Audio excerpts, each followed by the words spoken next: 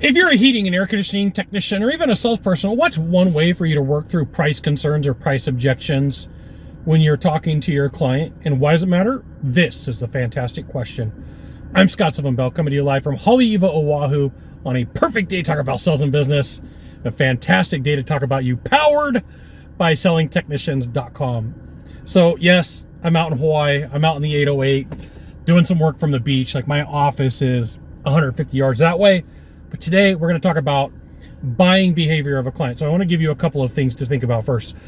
You here as a consumer, you should get 3 bids, but nobody ever tells you what to do with those 3 bids or how to ask the information to get to the answer for the 3 bids. So the common conclusion that everybody comes to is price, because nothing else is ever explained.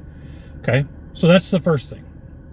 Second, most salespeople are afraid to talk about what they're doing in their presentation, giving some sort of agenda, having some sort of a conversation, and priming the situation and priming the conversation by putting information into the timeline. There's a sales timeline just like there's a sales budget.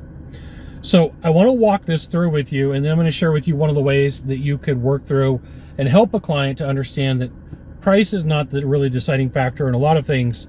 It comes down to that when it's really easy.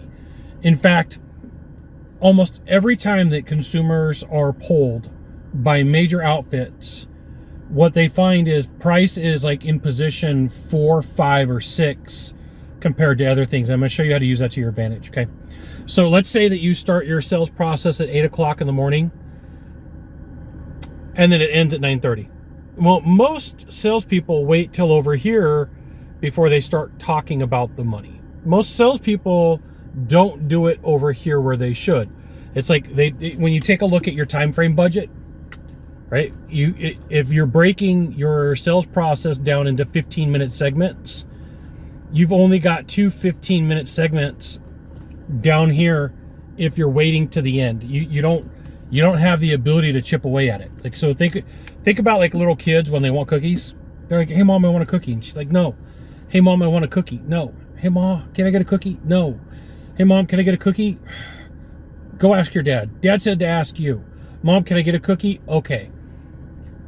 I know I'm breaking this down into the most basic steps, but objections to a standpoint are very similar, okay?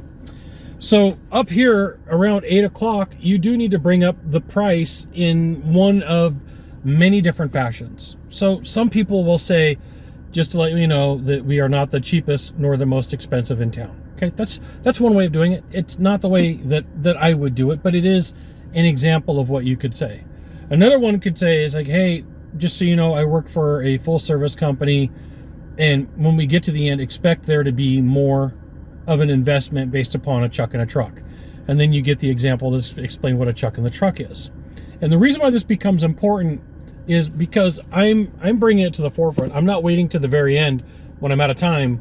I'm bringing it up front, right? Sometimes people will say, "Well, how much more?" Not very much, right? It's comparative to what you get. Why don't we just go through and see what you need before we have that conversation? But at least give some sort of clue that you're going to be more, okay? And I know that people say, "Hey, Scott, that's crazy. That's ridiculous." It's priming. It is letting them know it's going to be more. Now, here's the thing. If you want to be better at sales, you want to be good at what you do, you should absolutely join my email publication, HVACtechsecrets.com. You're like, "Scott, what do I get in there?" Well, you get information from me, sometimes private videos, sometimes private articles, private coaching, private training. Occasionally, I try to sell you stuff. Got to make money. Come out here to Hawaii, spend time out here, buy Aloha shirts, medium rare ribeyes. You know what it is. So one way is to use a values elicitation model and put this up front. So I have quality, warranties and guarantees, price, brand, and indoor air quality. Okay? Quality, warranties, guarantees, price, brand, indoor air quality. And you're like, "Scott, is that in a specific order?" Yes. I've tested this. Okay? Who is going to say no that they don't want quality? I want the suckiest product that I want. Who's going to say that they don't want warranties and guarantees? Now, remember earlier I shared with you that price comes out 4th, 5th, or 6th in what consumer behavior typically is. I put it 3rd on purpose. Okay?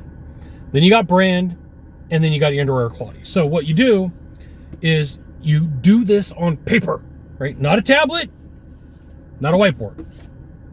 What you do is you print this up really nice.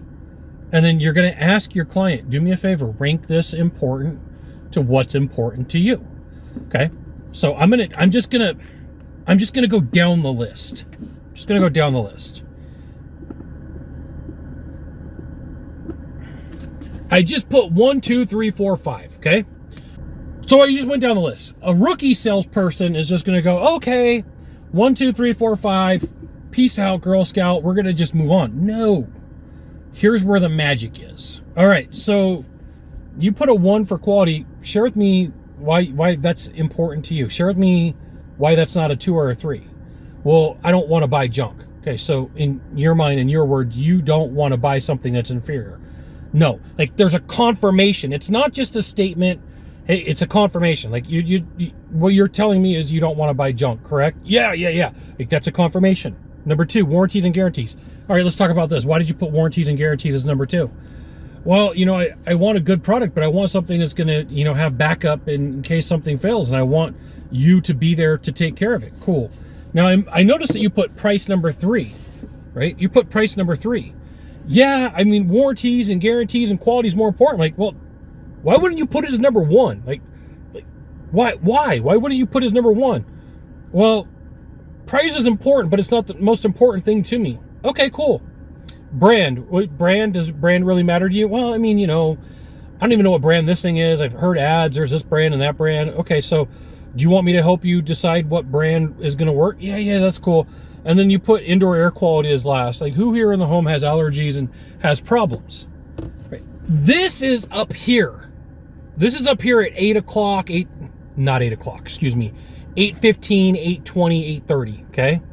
And the reason for that is we're chipping away at the objections. Now, what did we do with number 3? What did we do with number 3 right here? What was this? Do you remember? You put price as 3. How come it's not number 1? Like, well, no, because quality and warranties and guarantees to me are more important. All right. So in algebra, they got this thing called the FOIL method, where you're using multiples across a string. This is kind of the same thing. The information that you come up with right here is going to be used over here when the person gives you their price objection. Like, whoa. Hold on, Scott. Hold on. Whoa.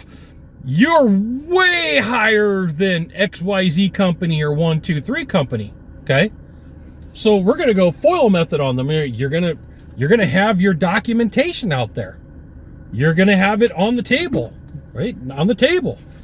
Hey, Mr. and Mrs. Smith, we talked about this, and I'm kind of confused at this moment because you put quality as number 1, warranties and guarantees at number 2, and then price as number 3. Can you share the discrepancy? What's happened? Give me an idea of where this went, because something's off right here. I'm confused. And then just stop talking. And just let the silence sink in, and they're gonna have their conversation that they had. Yeah, Scott, you're absolutely right. Is there anything that you could do to get this a little bit closer? Now, lockdown technique. This is where your lockdown technique comes in. So, if I understand you correctly, we're the right company for you? Yes. You're not against us using XYZ brand? No. You're happy with me? Yes. Are you against us doing the work? No. Right? I'm varying yes and no's. I don't have to get all yeses. So the only thing right now, the only thing that's holding us back is the price. Now, you said that XYZ company is $1,500, $1,200 less than us. I can't do that, right? Because then I've got to take away from quality and warranties and guarantees. I might be able to get you a special. I might be able to get you something done. But if you're thinking $1,500, I'm not going to be there. I can't. I might be able to get something figured out for you. I might be able to get you a special, but we're not going to be in that realm of $1,500. Are you against me trying? And if I can get you somewhere closer, I can't get you all $1,500. I can't get you $1,500. It's not there. Like that's fake pricing, by the way, just so you know. So anybody can do that. It's fake pricing. If I can get you closer, a little bit closer, would you be against us moving forward, right? I can't get you 1,500. And so the next question for them is going to be, what could you get us? A couple $100. But the question is, if I can get you a couple $100 today, are we talking about moving forward? And if they say yes, then you make your phone call. If they there's some amazing views on the North Shore of Oahu.